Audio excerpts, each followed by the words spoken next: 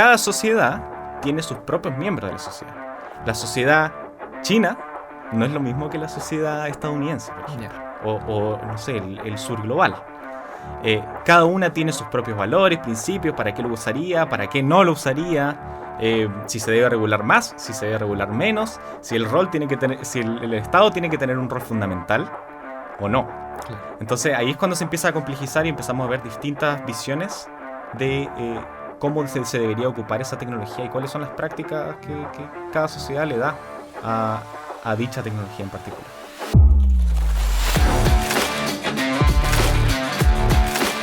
Notables Podcast. Conversaciones con protagonistas de la ciencia y la tecnología. Es presentado con el apoyo de Centro Científico Tecnológico de Valparaíso, líder en innovación, desarrollo y tecnología, desde Chile para el mundo.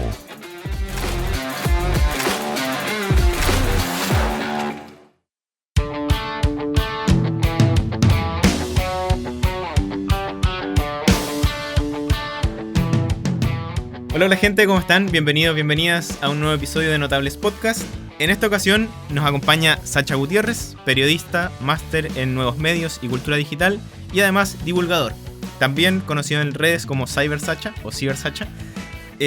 Sacha, genial poder tenerte acá, tuvimos ahí harta coordinación y súper contento de haber concretado. Muchas gracias por invitarme, Claudio. Me siento muy honrado, me gusta mucho, yo conocía Notables Podcast desde antes, así que... Nosotros felices. Llevamos harto rato ya pimponeando la idea, así que en verdad sabemos que se viene una conversación genial. Sí. Sacha, cuéntanos un poquito a qué te dedicas tú, qué es lo que estás haciendo, y de ahí vamos un poco desgranando la conversación. Sí, bueno, soy comunicador social de profesión, pero en algún punto de mis 5 años de carrera, que fueron muy largos por cierto,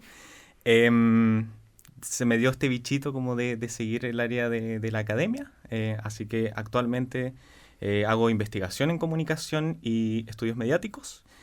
Me dedico en específico a estudiar imaginarios, que son las maneras y las formas en las que las sociedades, un poco se imaginan el mundo y las cosas que los rodean, y sobre todo, me dedico en particular a estudiar los imaginarios sociotecnológicos, que básicamente son los imaginarios que tenemos en torno a tecnologías emergentes, inteligencia artificial, criptomonedas, Bitcoin, todo ese tipo de cosas, es a lo que me estoy dedicando actualmente, particularmente en el máster. El máster es en nuevos medios y cultura digital, y hay algunos que se dedican un poquito más al área de los museos, la curación de museos en general, uh-huh. Y un área un poquito más dura de investigación que se dedica a estudiar las redes sociales, el impacto que tienen las personas, las plataformas, la economía política, que son las relaciones de poder. Se estudia mucho las relaciones de poder, por ejemplo, cuál es el poder que tiene,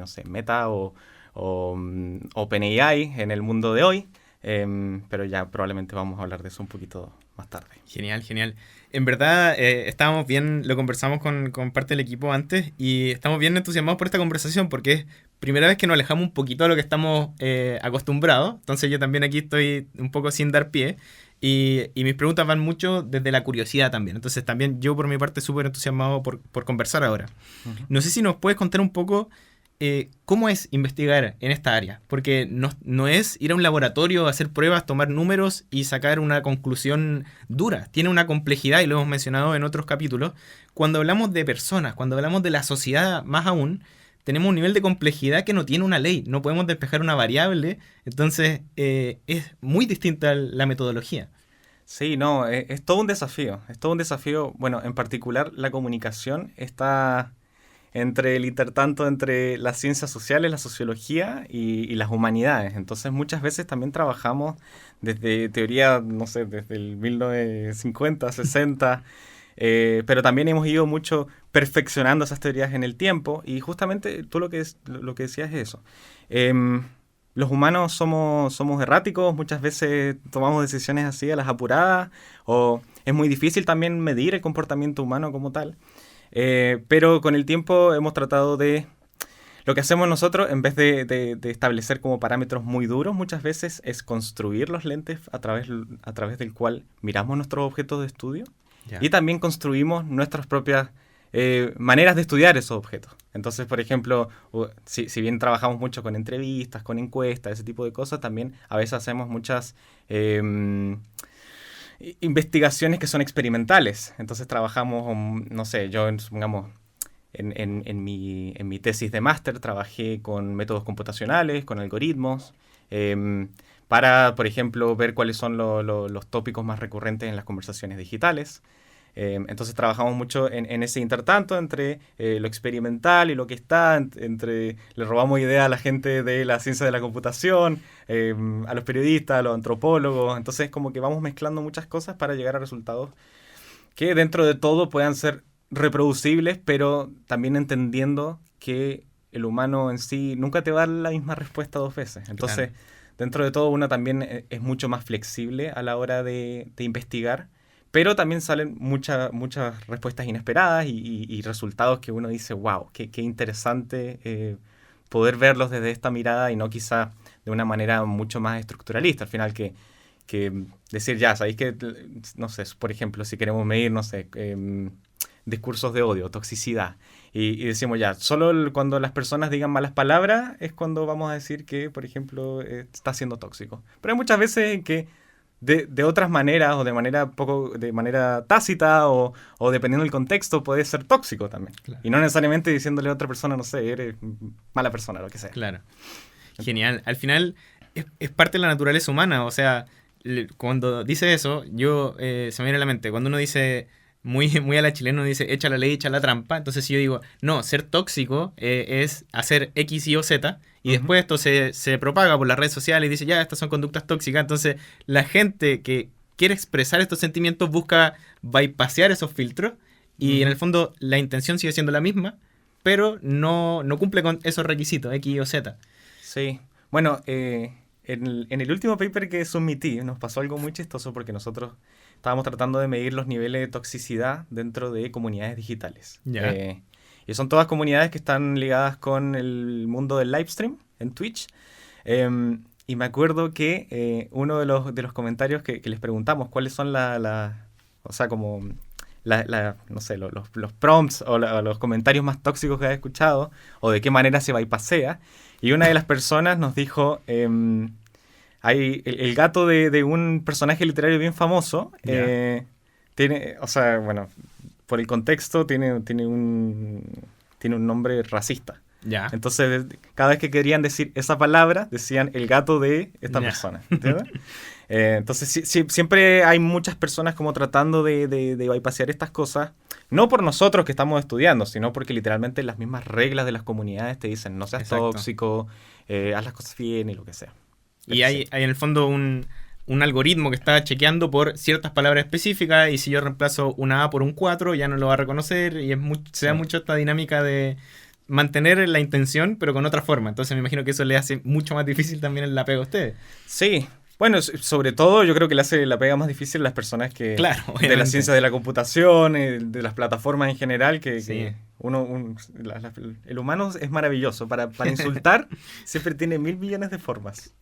Sí, yo creo que nunca nos hemos quedado sin una... Ahí es donde sobra creatividad. Sí, yo creo que sí. No, pero es terrible, sí. Sí. Y nos puede hablar un poco más sobre este tema de los imaginarios, porque, claro, tú me dijiste, yo me dedico a los imaginarios, y yo como que me quedo dando vuelta, dije así como casi mansión Foster, uno piensa como de mansión de amigo imaginario. Sí. Entonces, ¿a qué se refiere este término técnico que hay gente que estudia?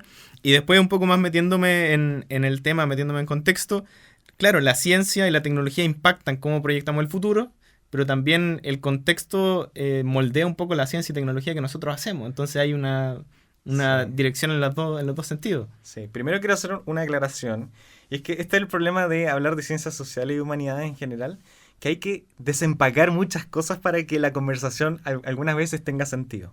Porque si yo tengo una conversación con otro académico que tiene más o menos las mismas nociones que yo, es muy fácil decirle, no, sabéis que encontré estos imaginarios, bla, bla, bla. Pero cuando las personas no manejan, ahí es cuando se pone complicado, porque muchas veces existen palabras como quizás imaginario, que en la sociedad normal, por así decirlo, es una idea más simple, o es como, yo sí, no, las cosas que yo me imagino, qué sé yo. Sí. Pero decir imaginarios en la humanidad o en las ciencias sociales muchas veces trae un montón de concepciones detrás que obviamente es importante desempacar para Claro. poder tener una conversación como equilibrada o equitativa. Y en que el ese mensaje sentido. se entienda. Y que el mensaje se entienda, en efecto. Entonces, volvamos a la pregunta. ¿Cuál es la pregunta? Si nos puedes explicar un poco más en qué consiste Mm. este término de imaginario. Sí. Y específicamente el sociotécnico, Buenísimo. que es donde trabajas tú. Sí. Bueno, los imaginarios son visiones que tenemos de nuestra sociedad. Esa es como la idea fundamental. Entonces, por ejemplo, en el 1800, por ejemplo, Julio Verne, él escribía ciencia ficción con sus ideas que tenía en la época. Tenía esta idea de los motores como a vapor y qué sé yo, y a partir de su conocimiento de la época, él imaginó el futuro. ¿Okay? Entonces tenía un imaginario de cómo pensaba que iban a hacer las cosas a partir de la tecnología que tenía en ese momento. Entonces, tomando esa idea, si nos movemos en el tiempo, por ejemplo en los 80 también está el subgénero de ciencia ficción cyberpunk. Yeah. El cyberpunk es un poco lo mismo, con esta idea como del capitalismo ya que pasa límites. Existe esta idea de transhumanismo, que es cuando se pasan los límites entre los humanos y las máquinas, y eso se ve muy reflejado a partir de todos los descubrimientos y las cosas que pasan, por ejemplo, en los 80, con el tema de la computación, lo digital.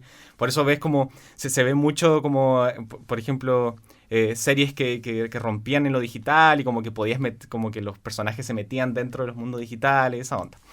Entonces, yo lo que hago, particularmente en este minuto, es estudiar los imaginarios sociotecnológicos, es decir, las visiones que tenemos en la sociedad, pero a partir de los avances que existen en temas de, por ejemplo, inteligencia artificial o criptomoneda o lo que sea, y un poco eso es lo que se estudia.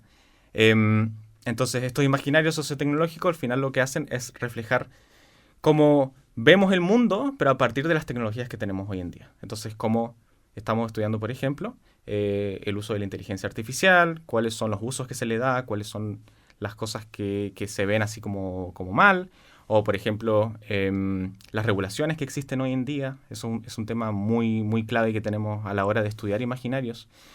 Trabajamos más que nada para prevenir que existan ciertas visiones impulsadas por ciertos miembros de la sociedad. Ya. Porque a la hora de estudiar los imaginarios sociotecnológicos, tú tienes que imaginar que esto es como un río. Existen muchos discursos, que básicamente es hacer sentido de la realidad, eso es un discurso. Muchos discursos, por ejemplo, de empresas o grandes gigantes tecnológicas, de la sociedad civil, de la academia.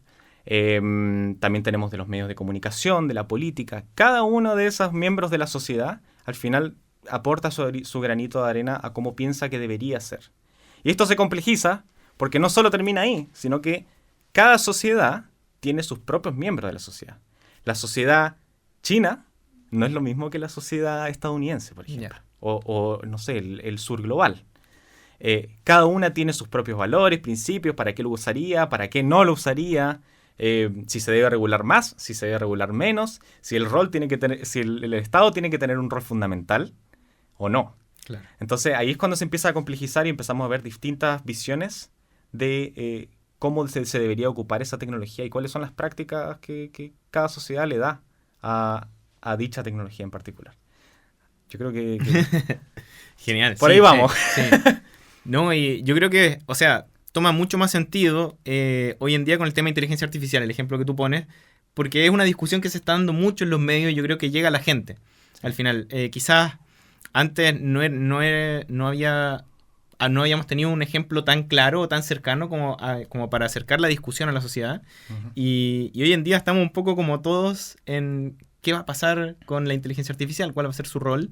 Sí. Y ahí también fue parte de tu investigación de máster, ¿cierto? Sí. No sé si nos puedes contar un poquito cómo fue esta investigación uh-huh. y qué encontraron. Sí, bueno, yo me metí en esta investigación porque justo mis dos supervisores estaban buscando a alguien que pudiera hacerse cargo de estudiar cómo, de qué manera estaban ocurriendo estos imaginarios sociotecnológicos en comunidades en línea, pero en particular enfocado en live streams, pero solo live streams que fueran creados 100% por inteligencia artificial. Entonces lo que se me ocurrió a mí a partir de estas comunidades en línea es que ellos justo, una de las comunidades, o sea, un live stream en particular que se llama Nothing Forever, que es una parodia de Seinfeld, tenían un montón de discusiones, si bien creaban un montón de prompts y experimentaban con la inteligencia artificial, había un proceso de coproducción de lo que se estaba poniendo en pantalla. También había una discusión interna, que había un canal en particular que se llama AI Discussion, que es discusión de AI, y en el que las personas discutían sobre cuáles iban a ser los nuevos avances del futuro, los avances en, por ejemplo, en creación procedural de imágenes. Entonces, a partir de ese Discord en particular, creamos, yo diseñé una investigación que se basaba en utilizar algoritmos de identificación de tópicos y además utilizando quizás una mirada cualitativa en algunos momentos. Veíamos cuáles eran las tendencias más claras, lo que más sobresalía dentro de estas conversaciones, de estos tópicos. Entonces, es muy interesante la manera en la que trabajamos porque si bien uno trabaja con los datos, también estructura esos datos. ¿Ya? Y lo estructura a partir de lo que uno vio, de las investigaciones pasadas. Entonces, de cierta manera es como traer los datos, pero de cierta manera estructurarlos y crear una narrativa a partir de ellos. Ya. Los imaginarios no es algo palpable, no es algo Claro. que puedes decir, no, sí, mira, aquí está esto. O sea, puedes crear tú categorizaciones para decir qué es un imaginario, pero es algo muy difícil de definir en la práctica. Y se te podrían pasar cosas que podrías categorizar como es parte de este imaginario, pero en verdad quizá si viene otro investigador dice, no, mira, yo en verdad encuentro que es parte de este otro. Ya. Pero bueno, también ahí está el juego, ¿no? De tratar de interpretar lo que dicen las personas y de cierta manera creo que yo también tuve un proceso como de coproducir con la máquina. Ya. Entonces fue un proceso muy bonito. Escribí la tesis en 2 meses, si no me equivoco, que fue un tiempo Maratón, ¿no? récord. Pero porque el programa de la universidad dura solo 1 año.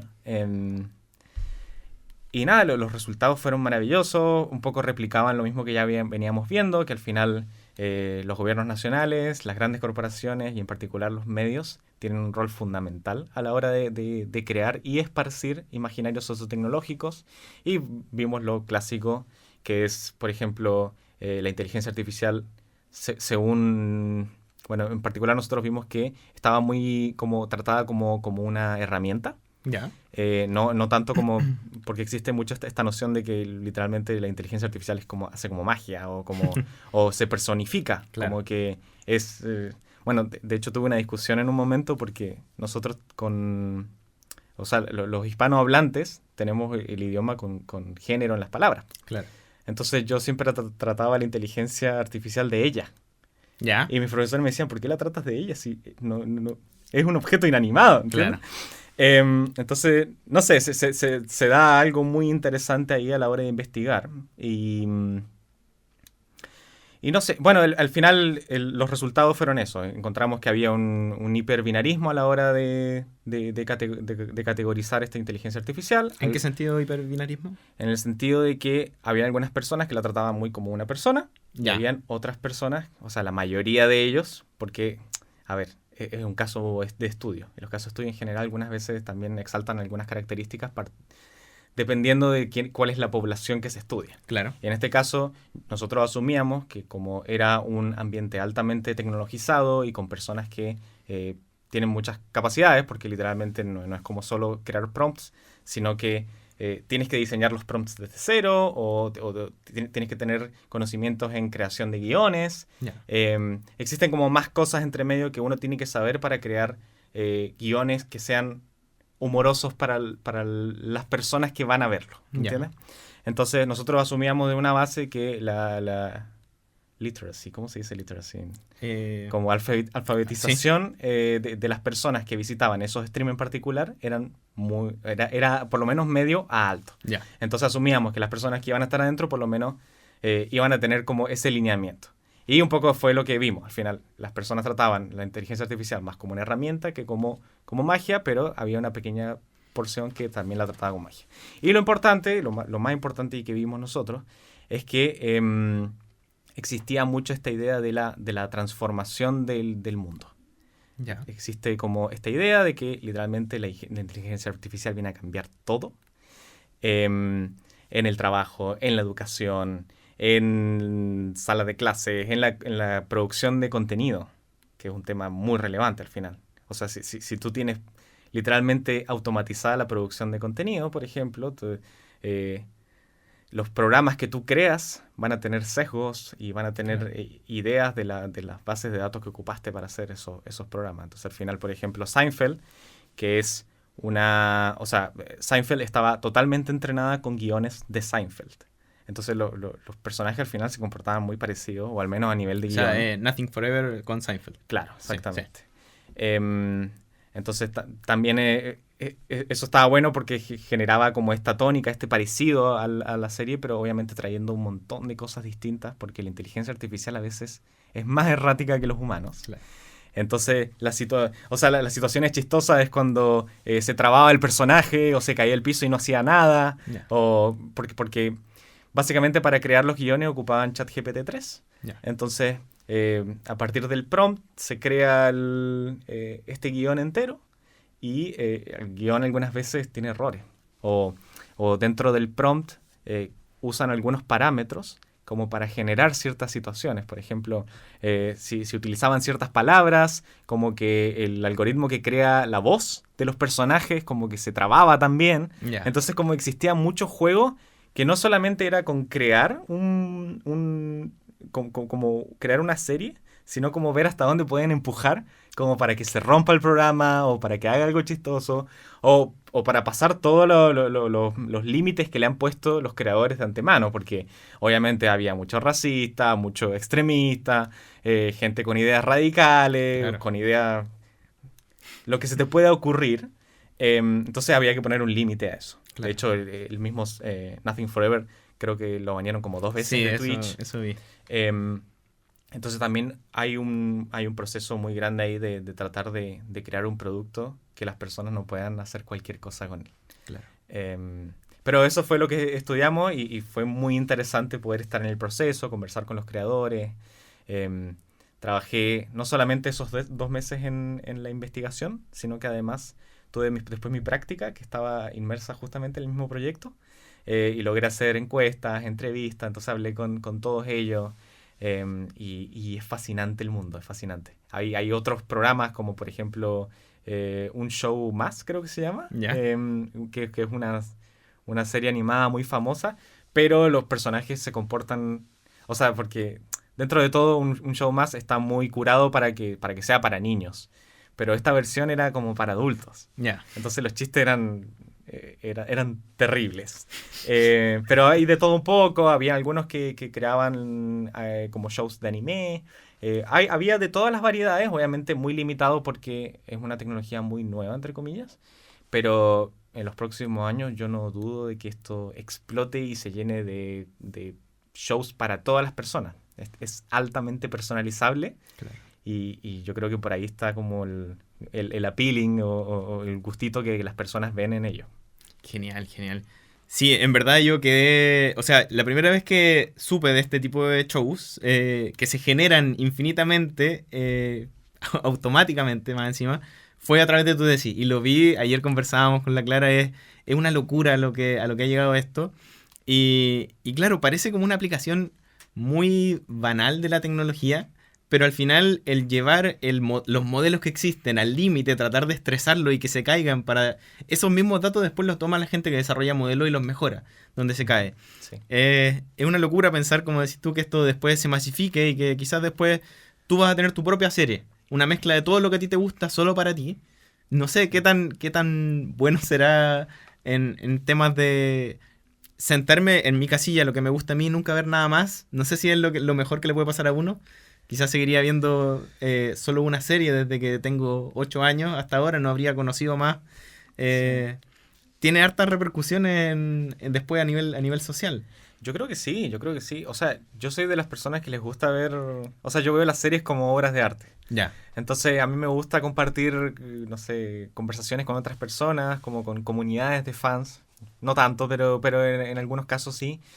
Y yo creo que un poco se va a dividir la sociedad entre los que prefieren ver shows altamente personalizables con ellos como personajes, podría ser tranquilamente, Claro. y otras personas que también le encuentran un sentido ulterior que otras personas, haya directores o personas que hayan pensado shows y que se puedan conversar, porque al final ver un show no solamente es ver el show, sino que muchas veces también existe toda esta parte detrás, que es la maquinaria de los fans, que también es muy llamativa para algunas personas. Hay un escritor, Henry Jenkins, que él habla mucho de las comunidades de fans, él es sociólogo, y dice justamente esto, que al final no solamente tiene que ver con ver la serie, sino como con generar valor a partir de ella.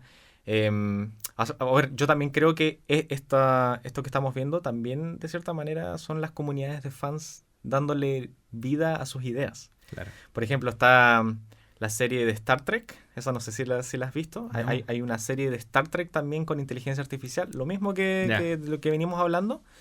Entonces los personajes también crean narrativas o crean amor entre ciertos personajes. Tienen como todo su lingo, sus conversaciones internas que son parte de ese grupo y que les crea una identidad única. Entonces, yo creo que se va a dividir en dos. Vamos a tener las personas más individualizadas que quizás quieren ver la serie y listo. Y no sé, de cierta manera también imaginarse a ellos en lo que pudiera ser otras vidas o otra manera de ver la realidad. Y también, por otro lado, todas estas personas que se juntan en base a generar como, no sé, es un acto social al final. Sí, me queda dando vuelta a ese tema, como de ver una serie como una obra de arte. Al final también el cine, las series son una forma de ver la vida a través del ojo de otra persona. Uh-huh. Entonces, quizás el desarrollar contenido ultra personalizado también ayuda, o no ayuda, empeora la situación, la polarización en temas de yo pienso esto y me quedo aquí. O sea, la discusión con otro, el tratar de entender cómo otra persona ve el mundo, también quizás esas barreras, esos puentes se van un poco quemando con el tiempo. Si es que yo estoy acostumbrado a lo que me gusta a mí y esto lo voy a ver el resto de mi vida. Sí. No, yo creo que sí, sobre todo genera lo que ya hemos visto en los últimos años, que es el tema de la polarización, sobre todo política. Claro. O sea, desde el inicio de las redes, quizá un poquito menos cuando las redes no eran tan algorítmicas, pero hoy en día que se usan los algoritmos para literalmente sortear las cosas que ves a partir de criterios de popularidad, de, no sé, novedad o lo que sea. Pero ¿quién crea esos algoritmos? ¿Quién dice qué tiene que ir primero y qué no? Claro. Son estos gigantes tecnológicos que al final tratan de crear un estándar de qué son las cosas, qué es lo que debería ser relevante para ti. Claro. Entonces sí, yo creo que por ahí va la cosa también. Sí, y también es peligroso, o sea, el hecho de que lo que debas ver tú primero esté a la venta, también a través de pago por publicidad y todas estas cosas también afecta, o sea, los intereses de quienes tengan más dinero también van a ser más promovidos y le van a llegar a más gente, entonces hay todo, en el fondo la tecnología, y eso también se lo debemos a las ciencias sociales, el ver cómo lo que estamos creando, que nosotros estamos aprendiendo al mismo tiempo que lo creamos, va a impactar a la sociedad. Porque eso muchas veces desde el lado de la ciencia y la tecnología no se tiene en mente. Uh-huh. Sí. Bueno, y hay un montón de temas que yo ni siquiera me manejo, pero los sesgos de los algoritmos, no sé, temas de privacidad, accesibilidad, son temas que son súper relevantes. O sea, primero, ¿quién crea las tecnologías? ¿Por qué? ¿Para qué? Después nosotros que la utilizamos, ¿con qué fin? Todas esas cosas son fundamentales. Sí. Y yo creo que muchas veces me da la sensación de que cuando, no sé, una persona crea un algoritmo o lo que sea, tampoco está visualizando las 1.000 millones de razones que tenemos los humanos, y algunos muy malos, para usar ciertas tecnologías. Por ejemplo, los deepfakes es uno de ellos. O sea, nosotros vemos los de hoy en día son indistinguibles. Exacto. Y hay un montón de estudios que ya dicen, por ejemplo, que ya no somos capaces de distinguir la diferencia entre algo creado por un humano y algo creado por una máquina. Ya no podemos distinguir un video falso de un video verdadero.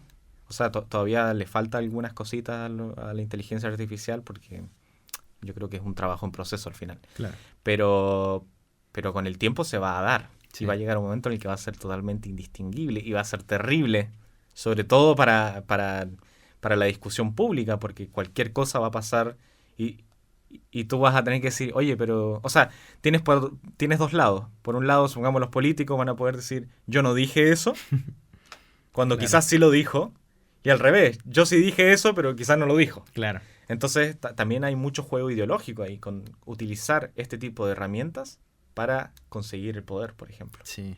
Y ahí, un poco mezclando lo que podría ser tu pregrado, tu posgrado, Ujú. ¿cómo es el rol periodístico cuando es tan fácil crear este tipo de fake news? O sea, ¿cómo lo ves tú?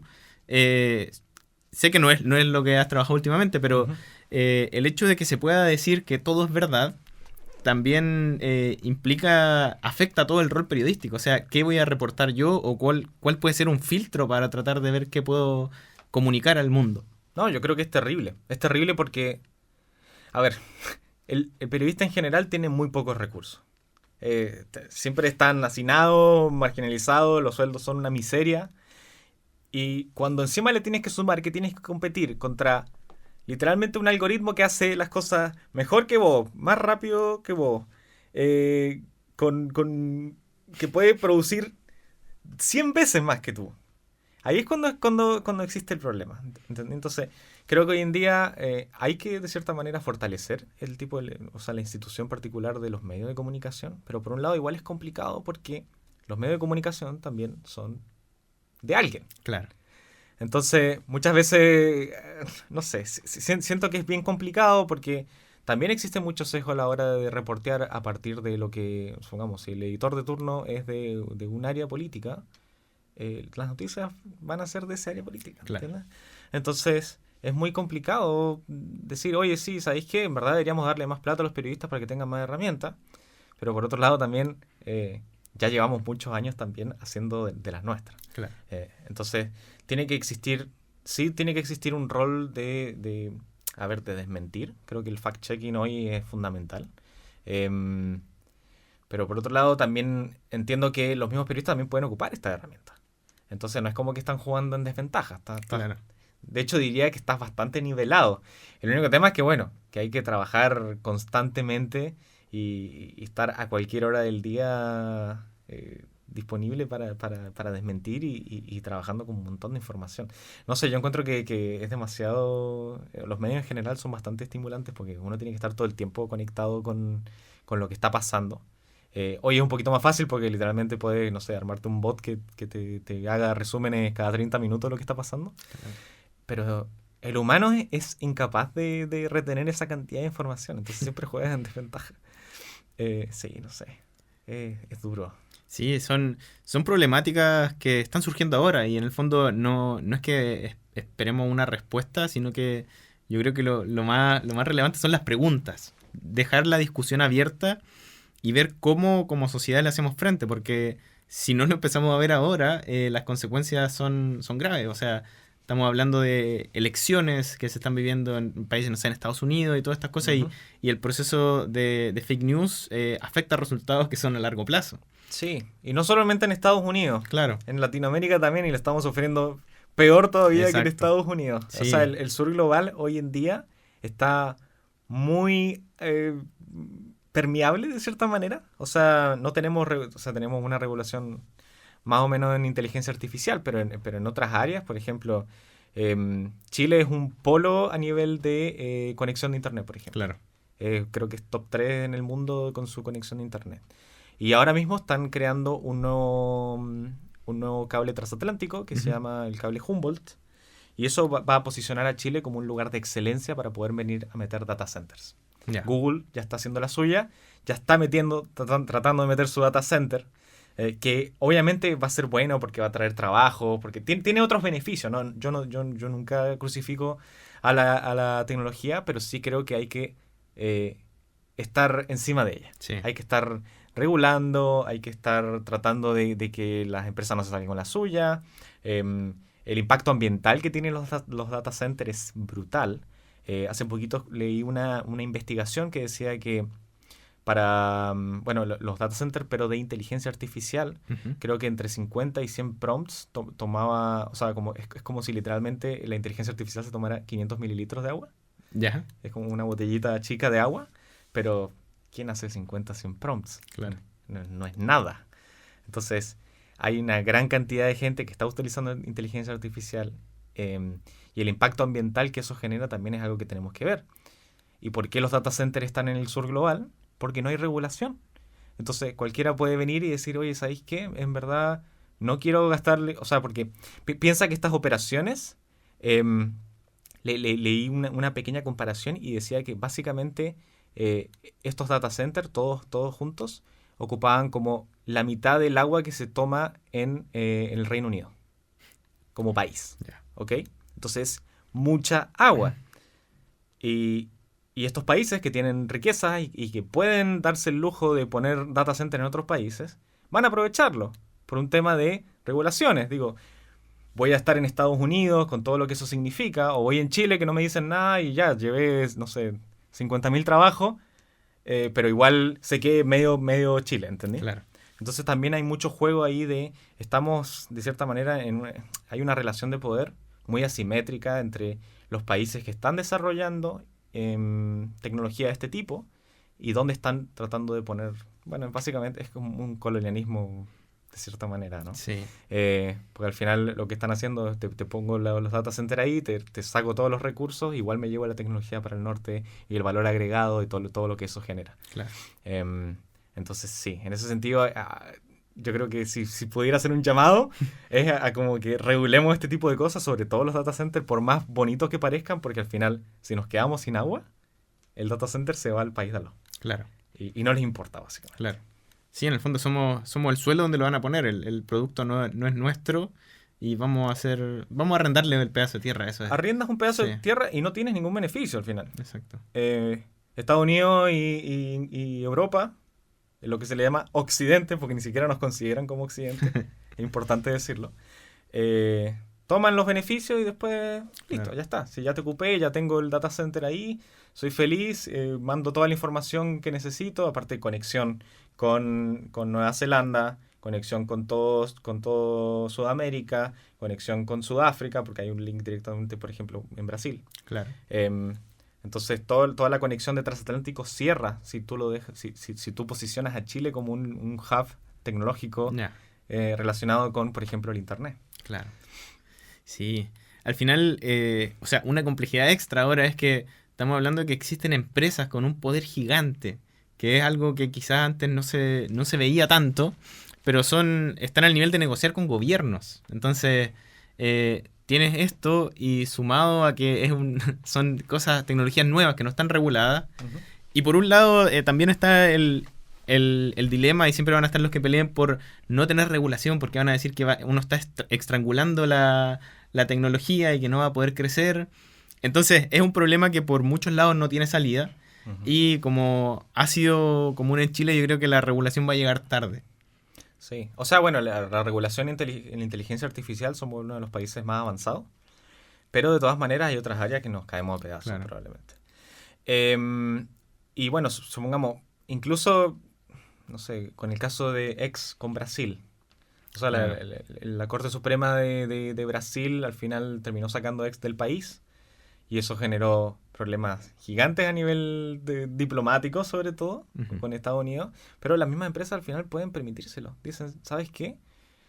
Ya no quiero acatar tus órdenes. Sí. Y como tienen, no sé, sede en Estados Unidos, en Europa, en China, donde sea, no le generas ningún tipo de daño. Al final lo único que hacen es estrangularte ellos a ti porque no puedes tener ese lugar para que, no sé, las personas se informen. Muchos servicios públicos hoy en día utilizan redes sociales, Meta, Twitter, lo que sea, para decir el estado de sus servicios. Por ejemplo, el metro lo ocupa un montón. Claro.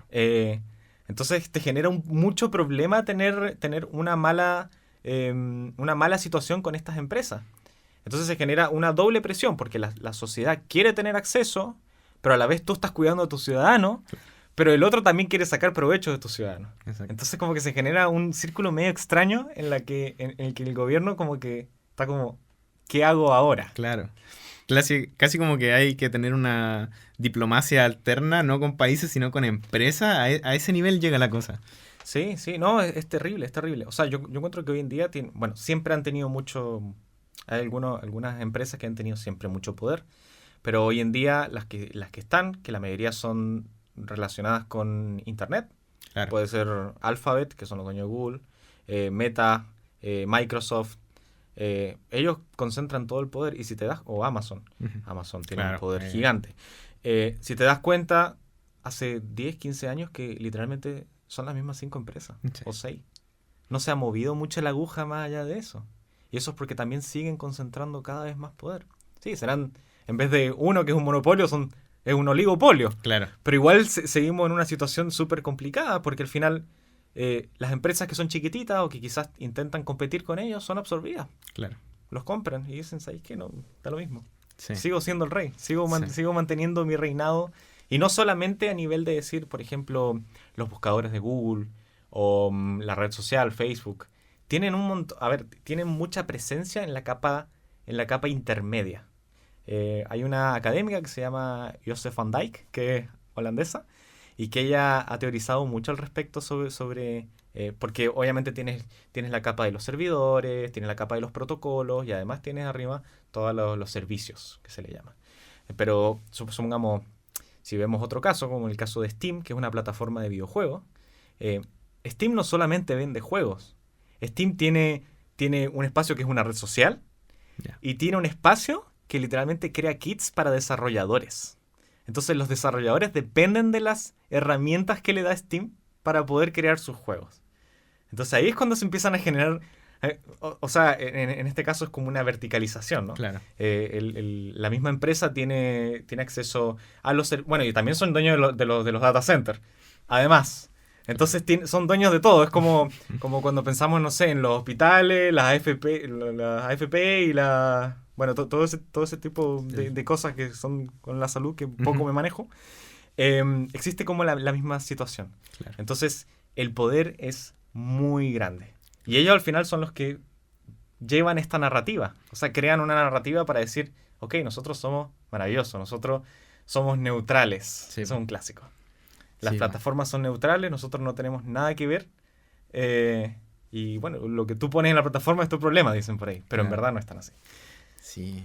No, es una locura porque finalmente estás estrangulando. O sea, en el caso de Steam, si tú eres un desarrollador de juegos que no quiere usar los servicios de ellos, te sale muchísimo más caro. Sí. O sea, si no tienes acceso a esta plataforma, entonces, claro, haz tu juego, pero hazlo con nuestros servicios. Entonces, y a la vez después lo puedes vender en nuestra plataforma. Entonces, se vuelve un Sí. círculo vicioso. Se vuelve un círculo vicioso donde siempre ganan. Sí, esa es. O sea, porque tengo entendido que te cobran un porcentaje por la cantidad de ventas que haces, pero bueno, también si después quieres que supongamos el multiplayer de tu juego esté alojado en sus servidores, también ganan por ahí. Es todo un negocio, o sea, al final uno tiene que ver las plataformas no solamente como espacios donde puedo hablar y expresarme, sino que también es un modelo de negocio. Claro. Lo que ellos hacen es vender globos oculares, atención. Bueno, en el caso, por ejemplo, de las plataformas. Claro. Entonces es muy complicado también ahí mantenerse como objetivo. Decir, oye, quizás estas personas no son tan buenas como parecen. Que es algo que yo he escuchado en muchos casos, que por ejemplo Steam, según las personas, es una plataforma maravillosa porque hay libertad de expresión y están tus juegos y tú te puedes conectar y está todo conectado. Sí, está todo conectado. Pero es por un modelo económico, no Claro. porque sean bondadosos. Si no les sirviera tener una comunidad, si no les sirviera tener los servidores, nunca los hubieran tenido. Claro. Entonces uno también tiene que entender como que estas plataformas al final son poderes económicos. Son poderes económicos que tienen un poder brutal. La industria de los videojuegos produce una cantidad absurda de dinero. Y eso también les da la posibilidad de que ellos se mantengan arriba. Mientras más se produce, más recursos tienen para comprar empresas, para mantener a todos abajo, para hacer data centers, para tener todos los escalafones que se necesitan como Claro. para tener el control completo de toda la estructura, supongamos, de la producción de videojuegos. Sí. Y Mira, en verdad va muy desde mi perspectiva, o sea, muy desde mi visión personal. Siento que muchas veces uno vive la vida en automático y no se preocupa muchas veces de esto. O sea, no me había preguntado en verdad cómo funciona detrás todo el tema de los videojuegos, que es una industria gigante. Ujú. ¿Qué ves tú como problemas para el mañana? ¿A qué cosas deberíamos estar atentos? Como es este caso. Yo muchas veces quizás puedo haber pasado por alto el hecho de que estas empresas tengan tanto poder como para tratar de acorralar una nación como Brasil. Más encima, nosotros en Sudamérica miramos a Brasil como la mayor potencia. O sea, Es una potencia mundial. exacto, es un Sí. mercado que se autosustenta. Eso siempre como que llama la atención. Los brasileños hacen música para ellos, hacen productos para ellos mismos. Es un mercado gigante. Y que pueda llegar una empresa a decir, no, sabéis que no queremos nada con Brasil. O sea, y en el caso de que, por ejemplo, no te estrangulen, sí pueden, ¿sabéis qué? Cambio todos los algoritmos. De ahora en adelante, todos mis algoritmos no van a poner nunca, no sé, noticias de política. Claro. ¿Qué pasa ahí? Porque eso igual es importante. O sea, uno establece ciertos criterios, dice, no, ¿sabéis qué? Lo vamos a hacer por popularidad, porque esto es irrelevante para el país, un 20% para que la gente se ría, no sé qué. Pero puedes decir, ¿sabéis qué? De ahora en adelante vamos a sacar todo lo que sea política. Y de ahora en adelante, si te metes a esta red en particular, vas a ver todas cosas que te hagan reír. La gente ya Claro. no se informa, la gente pierde la posibilidad de que en algún momento le aparezca algún video random diciéndole que esto lo ha hecho esa red social en particular. Claro. Entonces también existen muchos problemas, porque sí, tienen mucho control. Tienen Sí. mucho control y hay mucha gente logueada en estas plataformas. Entonces es muy fácil para ellos también manipular una narrativa en la que ellos siempre se ven de una cierta manera positiva Claro. o neutrales. Claro. Sí. Que al Que final le- es un resultado positivo para ellos. Sí, es que les encanta decir que son neutrales, pero nunca van a ser neutrales. Claro. Eh, si bien hay algunas plataformas que trabajan con gobiernos y se agradece, pero trabajan con los gobiernos donde donde está la residencia de esas Claro. empresas al final. Trabajan con Estados Unidos porque Estados Unidos, si no, literalmente te baja la empresa Claro. porque está en su territorio. Pero si no fuera el caso y, por ejemplo, Facebook estuviera, no sé, en aguas internacionales, por ponerte un ejemplo, podrían hacer lo que quisieran. Claro. Sobre todo porque, bueno, pasó también con el tema este de X en Brasil, que las personas empezaron a ocupar VPN para entrar en X. Ya. Y nuevamente te saltas la parte, o sea, porque, claro, tienes los proveedores de Internet, pero los proveedores de Internet ya no pueden, de cierta manera, fiscalizar quién está entrando o no a las plataformas. Entonces, un poco hasta ahí llega la cosa. O sea, sí pueden fiscalizar, pero en verdad es muy largo el camino. En vez de ahora solamente bloquear todos los ingresos, por ejemplo, a Twitter, tienen que bloquear todos los ingresos a todos los servidores que están en el extranjero que después van a Twitter. ¿Entiendes? Ya. Entonces, es mucho trabajo y dudo que el gobierno, por ejemplo, de Brasil se hubiera dado la paja, perdón por decirlo de esta manera, de fiscalizar cada una de esas personas. Entonces, sí, vas a eliminar la posibilidad de que entren directamente, pero sí, echa la ley, echa la trampa. Claro. No, es un mundo que se mueve muy, muy acelerado y hay muchos actores en juego con cada uno sus intereses personales. Hay temas políticos, económicos, como hablábamos. Y claro, hay productos que han hecho mucho bien, que han permitido mantenerse en contacto con gente, mejorar mucho la comunicación, son de muy fácil acceso, le permiten a la gente esparcir su idea, aunque sea dentro de su círculo. Pero claro, como dices tú, eso mientras esté alineado con sus intereses. Y hoy en día yo creo que ya un muy alto porcentaje de la población se informa a través de redes sociales Sí. y dependemos de ellos más de lo que deberíamos. Sí. Los otros canales, y volvemos un poco al periodismo, tiene todos estos problemas, pero también era una manera quizás que podemos fiscalizar más fácil que nos están entregando como información. Entonces es un... Pero también han nacido muchos como medios ciudadanos, como de ese estilo. Exacto. Entonces, por otro lado, también la ciudadanía está contrarrestando ese tipo de tendencias con no sé, iniciativas más alternativas. Claro. De todas maneras, no dan abasto, pero es bonito pensar que hay un montón de medios comunitarios o alternativos que también están dando la pelea de cierta manera. Claro. Pero siguen dependiendo también de cuánta exposición les dé el que gira la perilla al otro lado dentro Sí. de la empresa. Sí. Sí, Y los influencers lo mismo. exacto. O sea, bueno, no voy a hablar de los influencers que hacen videos bailando o de moda, porque claramente poco importa. Pero supongamos los que trabajamos con algoritmos, los que trabajamos con, no sé, ciencia. No sé, qué sé yo. El otro día vi el de la chica esta de las nubes. ¿Ya? Creo que la divulgación científica, sobre todo en redes sociales, es muy importante. Están alfabetizando a la sociedad en temas que muchas veces son re complicados. Y en particular, yo creo que en el caso de tecnología, me he dado cuenta que existen dos tendencias. Los que viven para mostrar productos y que dicen que todo es maravilloso y que todo es fantástico y que no tienen ningún problema. Y los otros que igual tenemos un poco como una visión un poquito más, Más crítico. no voy a decir negativa, pero crítica, claramente. Y en general, nosotros, o sea, los que estamos de este lado, sufrimos mucho porque si tú hablas de algoritmos, si tú hablas de shadow ban, si tú hablas de, que al final es disminución de visibilidad, ese es el término. Si tú hablas de deepfakes, todas estas cosas que podrían estar presentes en la plataforma, racismo, a mí me han bajado videos porque yo literalmente he dicho que hay racismo y grupos de ultraderecha, supongamos en Steam. Ya.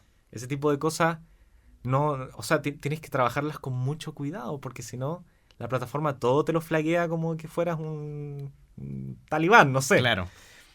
Sí, al final es muy jodido también hacer contenido sobre redes sociales y cómo funcionan las redes sociales en redes sociales. Claro.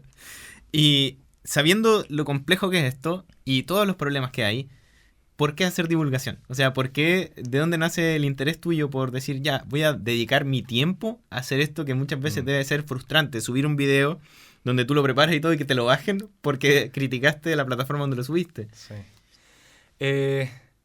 Bueno, yo no soy una persona que se frustre muy rápido. Ya. Si hay algo que tengo es que soy muy adaptable y como que acepto las cosas y logro cambiarlo y darle una vuelta. Siempre he sido muy positivo. Y creo que, honestamente, creo que es necesario. Creo que es necesario que alguien te explique cómo funcionan realmente las redes sociales. Que alguien te explique cómo funcionan a nivel cognitivo las notificaciones. Que te digan, oye, para de scrollear sin fin porque eso es una manera solamente de dar de cierta manera como retribución a las empresas. Al final no estás generando nada. Puedes hacer cosas divertidas, puedes irte y, no sé, tocar pasto un rato, que también es súper útil para el sistema. Puedes salir a hacer ejercicio en vez de estar, no sé, 8 horas seguidas en un computador. Obviamente todas estas plataformas y las tecnologías en particular están diseñadas para atraer la atracción de los humanos, atraer globos oculares. Me gusta decirle globos oculares. Entonces, no sé, como que de cierta manera me nació poder entregar este conocimiento que creo que es súper valioso. Sobre todo porque las personas habitan muchas veces las redes sociales sin saber cómo funcionan las redes sociales. O cómo funciona Internet, o cómo funciona una nube, o cómo funciona un servidor, o cómo funcionan los servicios de streaming. Yo creo que nadie sabe que hostear lo que está haciendo Twitch, que tiene una plataforma de streaming, es absolutamente caro. Y hoy en día están en déficit. Están en números rojos. Pero ¿quién lo lleva? Amazon. Ya. Y Amazon consigue por otro lado recursos y sabe que manteniendo Twitch también está manteniendo el poder. Claro. Porque ¿cuál es la competencia directa de Twitch? Hoy en día, Kick. Si te metes en Kick, ahí debe haber, no sé, 5.000 personas streameando. Ya. Es minúsculo. Nadie va a Twitch, ¿entiendes? Obviamente tenemos otras plataformas, por ejemplo en China, que es mucho más cerrado y que China tiene una política de protección de sus empresas digitales mucho más fuerte. Uh-huh. Por eso ellos no ocupan WhatsApp, ocupan WeChat. O no sé, tienen sus propias redes sociales y las que entran tienen que pagar un montón y tienen un montón de regulaciones. Entonces realmente es un tema muy complicado China, pero muy interesante de ver. Claro. Porque dices, ¿sabéis qué? Esta es la manera en la que los demás países también deberían comportarse. Pero no pueden porque los otros países también tienen mucho poder sobre ellos. Entonces, la tecnología es altamente política. Claro. Y ya me cansé de que la gente diga que no es política. Es muy política. Sobre todo, ¿a quién deja entrar a tus redes? ¿Cómo? ¿Por qué? ¿Desde qué dispositivos? ¿Quién crea los dispositivos? Hay un montón de preguntas. Hay un montón de preguntas que tenemos que hacernos. Esto tampoco es para decir que la tecnología es mala. Yo encuentro que la tecnología es fabulosa, pero siempre y cuando se mantenga cierto nivel de regularización, de que los estados sean independientes de estas empresas tecnológicas, algo que no va a pasar, pero que yo creo que hay que aumentar un poquito más la conciencia de los riesgos que significan estar en internet o huella digital. Hay un montón de temáticas relacionadas con ello que al final, bueno, hace un par de días hice un video sobre cómo unos investigadores de Harvard le metieron un programa que utiliza algoritmos de identificación facial a los lentes de Meta, los nuevos. Ya. Y también un poco exponiendo que la creación de esas tecnologías también puede utilizarse para cosas muy malas. Muy malas. Y las mismas empresas también lo sacan. O sea, creo que tratan de mostrar la faceta buena, que puede ser, no sé, ver el camino que te toma el Uber llegar hasta el lugar donde quieres. Pero hay cosas muy malas que se pueden hacer con lentes, con cámaras, ¿entiendes? Claro. Pero no sé. Si vuelvo a la pregunta de fondo, que es ¿por qué hago divulgación? Es porque creo que es necesario. Sí, yo creo que falta mucha enseñar. Falta tener más educación en cuanto a lo que es la tecnología. Y porque como hemos hablado, o sea, es algo que va muy rápido. Y están estas narrativas también, como decías tú, sobre la inteligencia artificial. Es algo que hace magia. O sea, nosotros usamos el teléfono, usamos nuestro computador, usamos cualquier software como si fuera una caja negra. O sea, yo meto con la mejor esperanza de que todo salga bien mis datos y interactúo con el mundo a través de él sin pensar qué hay detrás, o lo veo como una herramienta que también tiene sus limitaciones y tiene sus problemas. Y ahí va, o sea, es más que necesaria la pega que estás haciendo tú, que están haciendo otros divulgadores y divulgadoras, de plantear preguntas. Ahí yo creo que siempre está el aprendizaje en la pregunta. O sea, he pensado yo qué sabe mi teléfono sobre mí, y uno quizás como que lo que más hace es tirar esta talla como, mira, me está escuchando, me muestra la publicidad. Pero después a pensar, oye, en verdad es algo que saben sobre mí. Bueno, y si no te has dado cuenta, también en Google Maps automáticamente te marca cuál es tu casa. Exacto. Yo creo que nunca nadie le ha puesto dónde está su casa, pero siempre te marca dónde está tu casa. Claro. No, tienen mucha información. Tienen mucha información que ni siquiera nosotros sabemos que ellos tienen. Exacto.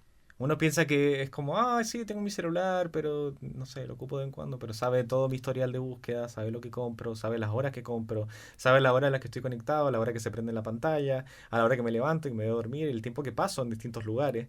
Y así podría seguir, pero por 20 minutos más. Es muy heavy la información que tienen y bueno, eso se capitaliza al final, por eso estamos en la era de la información. Exacto.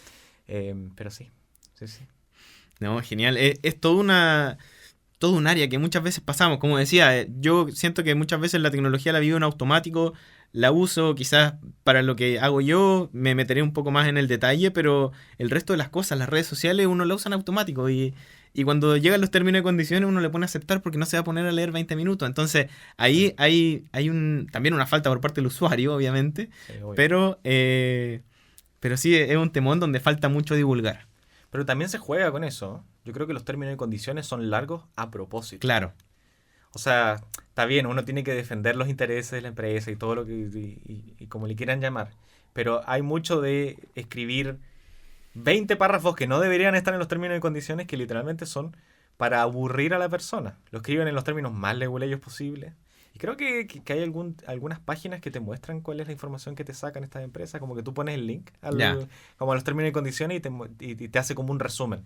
Que está bueno, que son alternativas para no tener que estar leyendo los términos y condiciones, pero obviamente siempre lo mejor es leer los términos y condiciones. Sí. Sobre todo porque si no te pasa lo que hizo Facebook, por ejemplo, que hubo un tiempo en el que literalmente vendían, o sea, hicieron como un link con Netflix. Entonces le pasaban las bases de datos de Facebook a Netflix. Netflix analizaba todo eso y le mandaba como un resumen. Entonces como que ambas bases de datos de las dos empresas tenían toda la información. Yeah.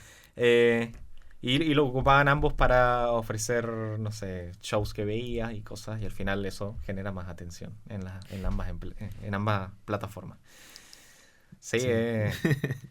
No, Sí. uno no sabe todo lo que hay detrás Exacto. y cuando empiezas a investigar, y tampoco es como que hay que escarbar mucho, literalmente miras los términos y condiciones y sabes a lo que te estás enfrentando. Claro. Hoy en día también, bueno, el Adobe, que son los creadores de Photoshop y todas estas empresas, ellos también agregaron en algún momento sus términos y condiciones que literalmente pueden utilizar tus datos o todo lo que tú crees para dárselo a su inteligencia artificial y poder entrenarla. Ya.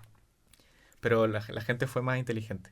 Existe una manera como de... O sea, porque este proceso de entrenar a la inteligencia artificial, también puedes cambiarle como los tags y la manera en la que procesa los datos. Entonces le puedes meter cualquier cosa y lo único que genera es que la inteligencia artificial se nutra de datos que son como erróneos. Claro. Entonces lo único que como que al final terminas rompiendo la máquina. Pero también Adobe no son tontos y ya lograron cambiarlo. Pero también existen muchas prácticas como mucha gente que dice yo no voy a dejar que tú hagas esto conmigo y voy a como hacértela al final. Como Claro. voy a jugar con lo tuyo para tratar de generarte el mayor daño posible por lo que me estás generando. Sí. El internet es muchas veces como, no sé, uno piensa en... Uno está peleando un territorio virtual. Es como hay una guerra constante por dónde va la frontera. O sea, hasta dónde dejo que entre esta compañía a mi espacio. Entonces ahí estamos mucho como en el, no sé, en el viejo oeste, estamos peleando por ganar un metro cuadrado que nos corresponde, po. Sí.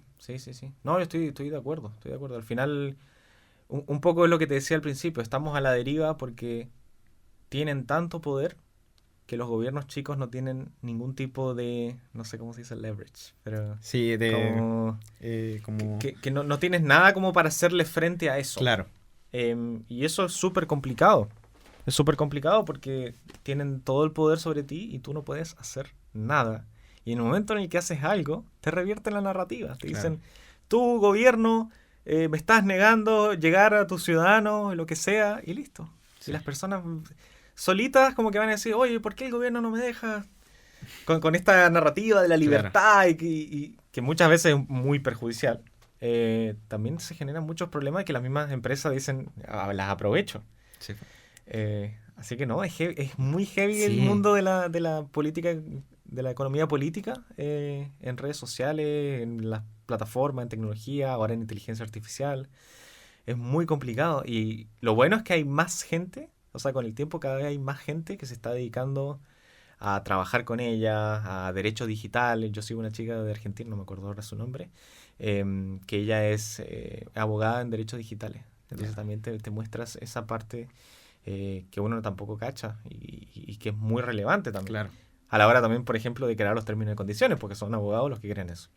Pero también, por ejemplo, desde mi área de expertise, decir, oye, ¿sabéis que se están creando narrativas? O, por ejemplo, yo estudio ahora mismo, va a ser mi próximo proyecto, voy a estudiar la comunicación corporativa de 3 empresas de inteligencia artificial. Ya. Entonces, a partir de cuáles son sus intereses, también podemos ver, de cierta manera, cuáles van a ser los avances o qué mercados van a querer cubrir. Por ejemplo, el de la salud. El de la salud va a ser muy importante. Hoy, yo creo que en Google y en Anthropic, ambas tienen un área muy fuerte de tópicos relacionados con salud.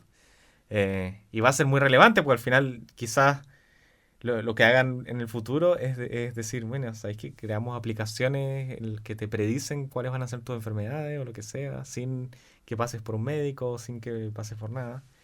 Obviamente creo que está buenísimo, pero por otro lado es como que pienso también en el sistema y la sociedad y todo lo que va a pasar entre medio y cómo literalmente se van a deshacer de doctores. Claro. Es muy interesante ver. Yo no Sí. creo que sea malo, creo que hay cosas que si la máquina es buena y lo puede hacer de mejor manera, yo feliz de que lo haga. Claro. Pero también uno tiene que ser transparente y decir las cosas como son. Sí. Porque acá hay mucho de, sí, te voy a poner una caja negra y tú no tienes que mirar para allá. Solamente te voy a decir lo que te pasa. Y nunca te vas a enterar cómo. Claro. Sí. Es sí. para pensar. Sí, mirar la tecnología siempre con ojo crítico, como decíamos. No es que sea buena ni mala, la tecnología es una herramienta Es una y depende de quién la use y cómo se use. Sí. Al Sí. final la dimensión humana es la más relevante de la tecnología Sí. también. No, genial, genial. Es una locura esto. Vamos avanzando a paso acelerado y también hay que tratar de estar, mantenernos al tanto con las consecuencias que puede tener esto. Sí, sí, sí, sí. No, de ahora en adelante hay que tener 5 ojos en la tecnología, no Sí, 2. sí. Porque es lo que se viene. Es lo que se viene y los gobiernos y los ciudadanos y los medios de comunicaciones y todo el que pueda estar informado tiene que estar informado porque si no te van a pasar por encima. Sí, po. Pero bueno, no sé. Genial, genial.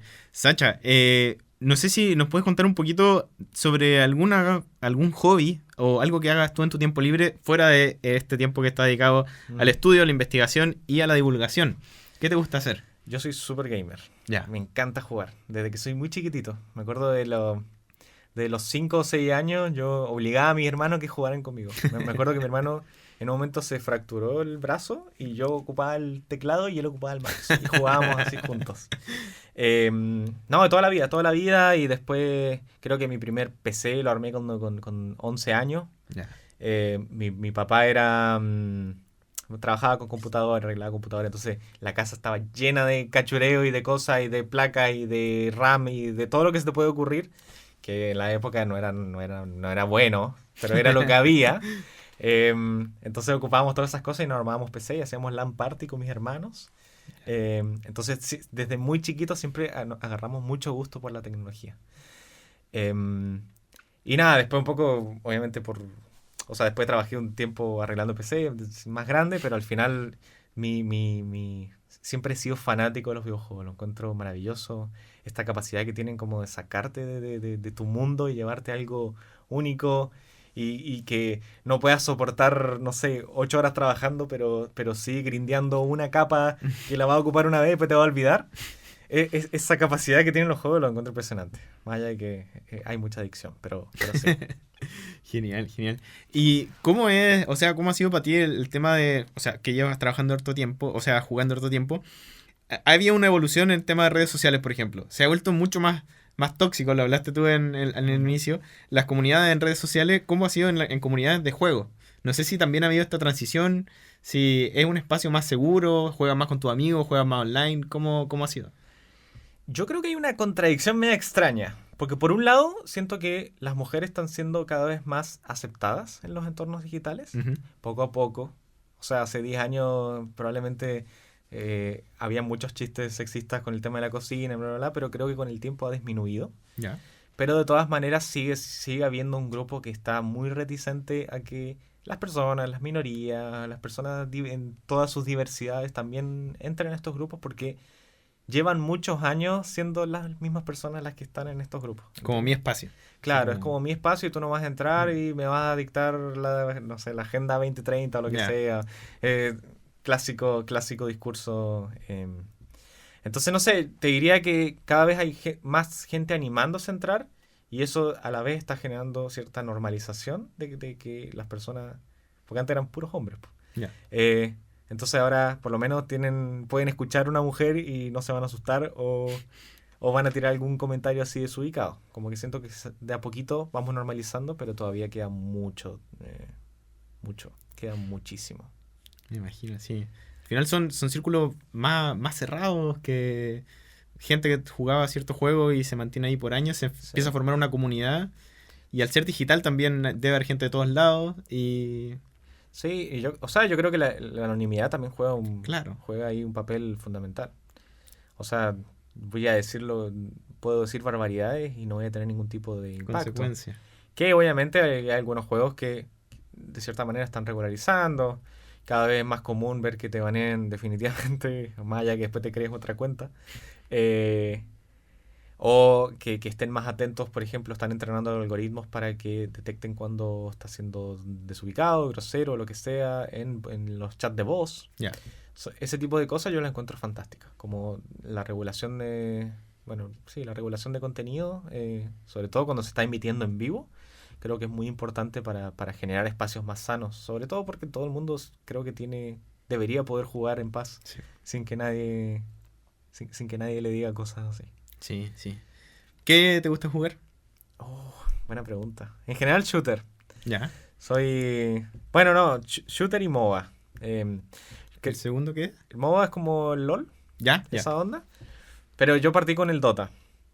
De hecho, a los 14, 15 años yo tenía como 5.000 horas en Dota. Ese es como dato freak. Vimos ahí unos videos que están todavía por las redes. Sí, no, lo hay encontramos. hay un montón de cosas, Claudio, mías en las redes. De hecho, hay un video mío con, creo que 9, 10 años, pues yo tenía un amigo que era fan del periodismo, ¿ok? Y su papá era periodista de diario.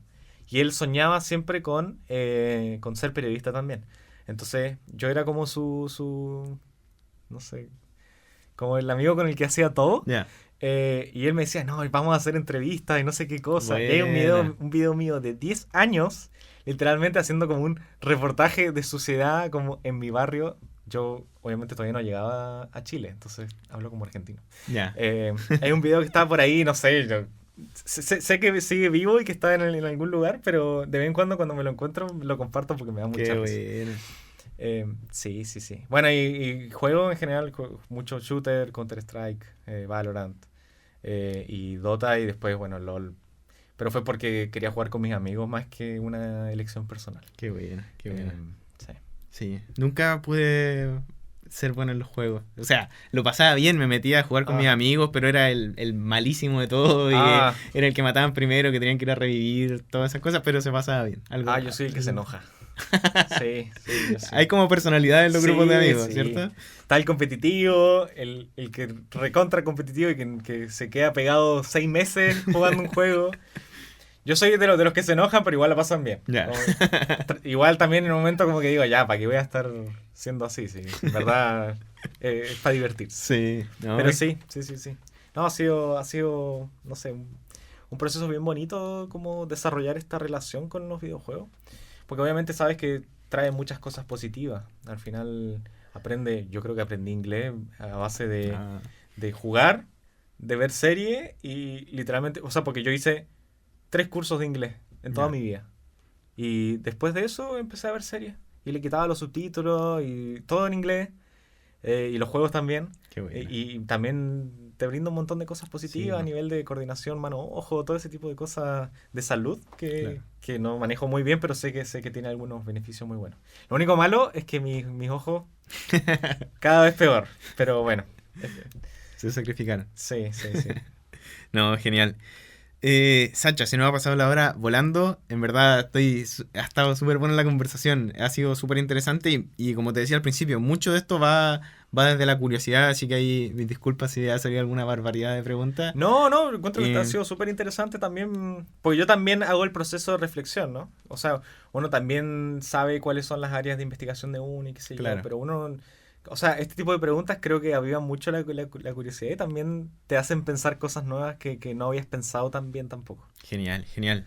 Y como es tradición, quería pedirte una recomendación de algún libro y o película. Uh-huh. O juego incluso. Buena pregunta. Libro, El Día de las Trífidas, si no me equivoco. Es un libro cortito, pero muy interesante para darle la importancia que tiene a nuestros sentidos. Trata de un mundo en el que literalmente las personas pierden la vista. Ya. Pero hay ciertas personas que como que la logran conservar. Entonces como que ellos se vuelven así como personas muy importantes, pero también te habla de la importancia de que nuestros sentidos son muy relevantes. Y hoy en día uno dice, sí, escuchar o sí, ver. Pero cuando te das cuenta lo que podría generar una catástrofe en la que literalmente estamos todos ciegos o sordos, en este minuto, tiene efectos devastadores. Claro. Y eso lo encuentro muy interesante. Y videojuegos, Portal. Siempre he encontrado maravillosa la serie de Portal. Son libros fantásticos son videojuegos fantásticos que te permiten ir un poquito más allá, pensar fuera de la caja, como trabajar toda esta área lógico-racional que también es muy relevante. Y la historia es maravillosa. Así que, sí, jueguen Portal. Genial. Y por último, pedirte un consejo, algo que te haya servido a ti, que le pueda servir a alguien que esté escuchando. Uh-huh. Mira, yo no soy una persona que da muchos consejos, pero creo que hay que ser adaptable en la vida. No es un consejo muy filosófico ni nada, pero pero en todo mi camino personal, o sea, yo nací en Argentina, después me mudé a Chile, después ahora a Países Bajos y ahora pronto a Estados Unidos. em, Ser capaz de adaptarte te va a permitir siempre enfrentarte a situaciones adversas con una buena cara. Entonces creo que uno puede trabajarlo, o sea, tratando de sentirse, o sea, no siempre buscar la opción cómoda. Muchas veces salir fuera de la caja, hacer algo que no te gusta, comer algo del menú que nunca habías probado, ese tipo de cosas también te ayudan a enfrentar después situaciones. O sea, porque en ese momento no tiene ningún tipo de impacto, pero en el futuro quizás tienes que decidir y, aprender a estar incómodo también después te permite, cuando la situación es grave o seria, poder enfrentar estas situaciones con una mejor cara y probablemente muy satisfactoriamente. En general me ha pasado que como uno está preparado para lo distinto o para algo que te pueda incomodar, que cuando llega el momento dice, es como, no sé, como X. Entonces siempre terminas con una buena cara o logras algún resultado que no te esperabas. Así que yo creo que ese es mi consejo, como entrenen la adaptabilidad. Sí, sí. Al final el cerebro es uno, o sea, el sentirse incómodo comiendo algo que no has comido y estando en un país que no has estado, es un poco, o sea, no es que hayan distintas áreas del cerebro para tratar esos dos problemas, o sea, Sí. es el mismo circuito que uno lo puede ir entrenando, como dices tú. Sí. No, sí, y al final uno después, no sé, por ejemplo, a mí me pasa que antes me daba terror presentar en español, por ejemplo. Siempre, nunca me había gustado. Y cuando tuve que ponerme a presentar en inglés, lo sufrí, Me imagino. pero salí victorioso porque ahora ni en inglés, ni en español, ni en nada, como que, no sé, como que de cierta manera como que mi cerebro hizo un clic Ya. y no sé, me siento cómodo, ya no lo encuentro como una actividad fea, como que siento que honestamente como que superé ese miedo de cierta manera. Genial. Y eso a partir también de ponerse incómodo y de meterse en situaciones que quizás al principio son más incómodas, pero al final te terminan dando herramientas que en el futuro van a ser muy valiosas. Genial. No, increíble, increíble. Sacha, ¿dónde podemos seguirte en redes? En todas mis redes es @cibersacha en TikTok y Instagram. Genial, genial. Ahí vamos a Y estar Facebook, etiquetando. pero no me sigue nadie en Facebook. Sí, eso fue un experimento medio raro. ¿Por qué? No, porque fue un momento en el que nada, estaba practicando y quería ver cómo funcionaba todo el business suite ¿Ya? de Facebook por dentro, básicamente todas las herramientas de marketing. Entonces dije, bueno, me voy a crear la cuenta. Y como que lleva ahí años, pero es que yo ni siquiera sé cómo funciona el algoritmo de Facebook. Entonces, literalmente se suben los mismos videos que subo a Instagram, pero yo creo que no tengo ni un seguidor, así que no me sigan, da lo mismo. Focalicemos en la trata, Sí, mejor. Genial. Sacha, muchísimas gracias, en verdad felices de haber conversado, me voy con mucho para pensar, espero que la gente que nos estuvo acompañando también y solo agradecerte. No, gracias a ustedes, ha sido un bonito momento para poder conversar y me llevo un montón para la casa, sobre todo de temáticas que después voy a subir videos. Genial, genial. Muchísimas gracias por haberse quedado con nosotros, espero le haya gustado la conversación tanto como a mí. Y recuerden seguirnos en @notablespodcast en las redes sociales, dar like, compartir todas esas cosas gratis que a nosotros nos sirven tanto. Y recuerden que así como Sacha, ustedes también pueden ser notables. Chao, chao.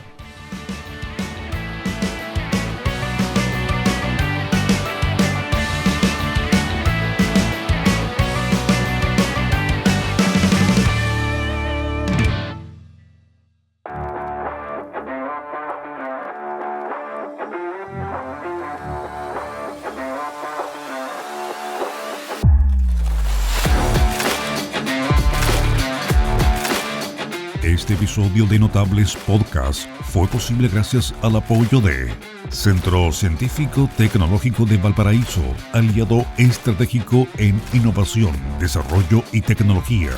Si quieres conocer más de su trabajo, visita www.cctval.usm.cl.